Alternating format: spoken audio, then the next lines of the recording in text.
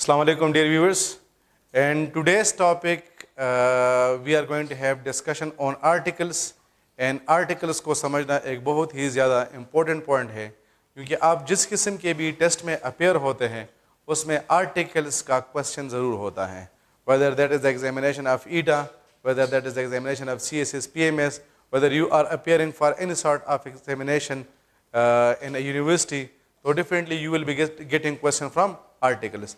तो आज हम थोड़ा सा आर्टिकल्स का इंट्रोडक्शन करते हैं कि आर्टिकल्स क्या होते हैं. देखिए आर्टिकल्स बेसिकली ये आपके पास डेमोन्स्ट्रेटिव एडजेक्टिव्स होते हैं, सही है, डेमोन्स्ट्रेटिव एडजेक्टिव्स.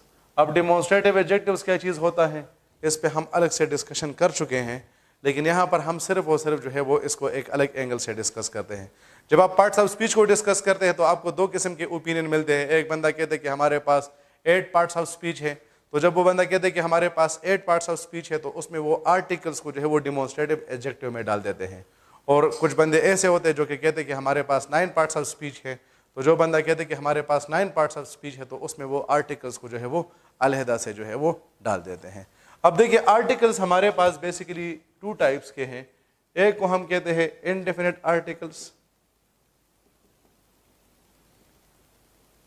और दूसरे को हम कहते हैं डेफिनेट आर्टिकल.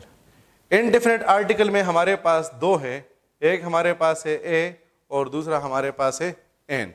और डेफिनेट आर्टिकल में हमारे पास जो है वो सिर्फ और सिर्फ एक ही आर्टिकल है, दैट इज द.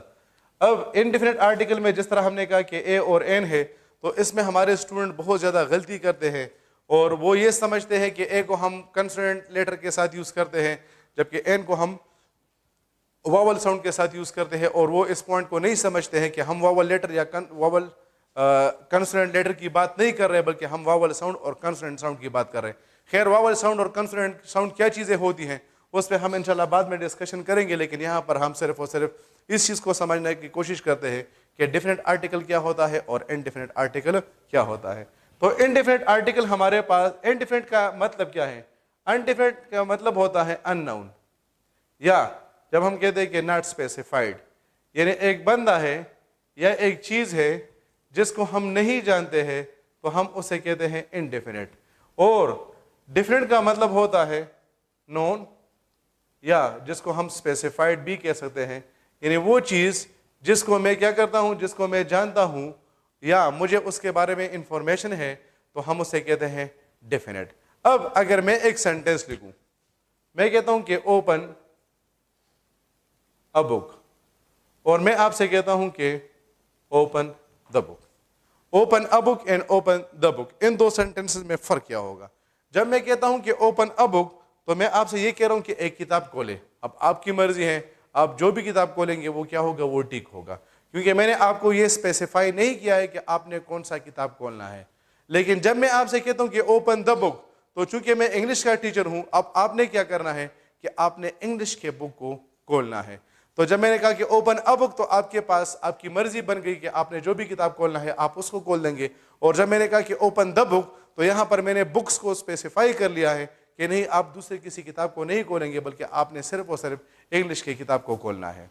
अगर मैं एक सेंटेंस लिखूं कि अ बॉय इज कमिंग और मैं कहता हूं कि द बॉय इज कमिंग, एक सेंटेंस में हमने इनडेफिनेट आर्टिकल को यूज किया जबकि दूसरे में हमने डेफिनेट आर्टिकल को यूज किया.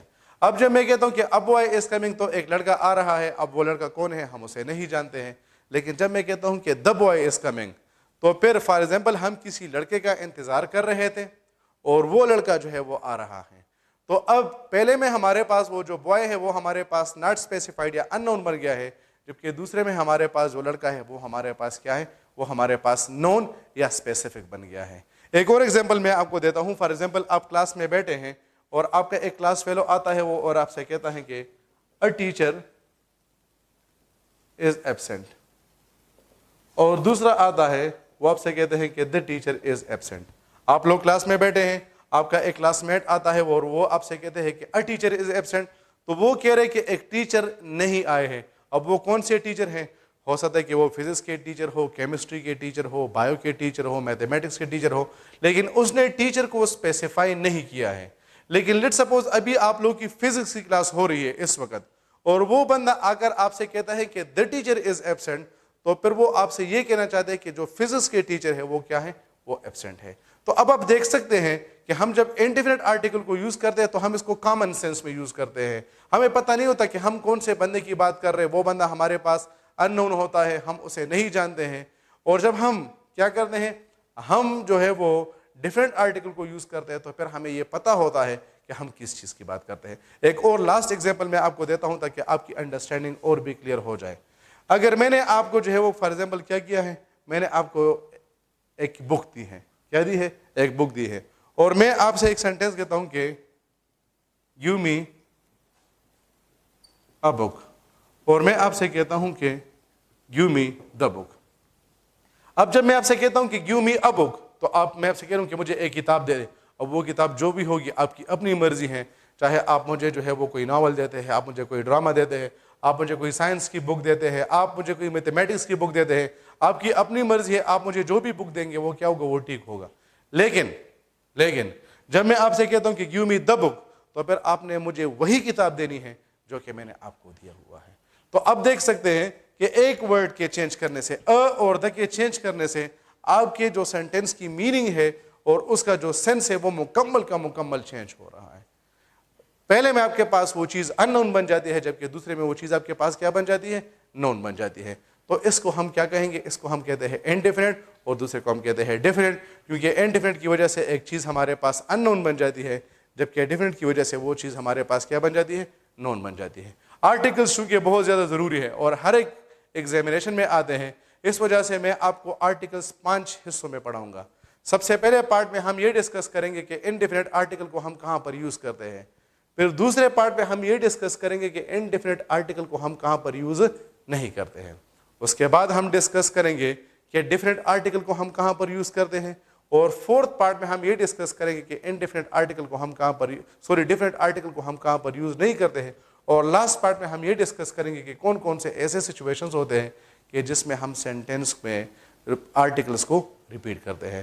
And thank you very much, dear viewers. See you inshallah in the coming lectures in which we'll be having discussion on the usage of indefinite and definite articles. Thank you very much. Allah Hafiz.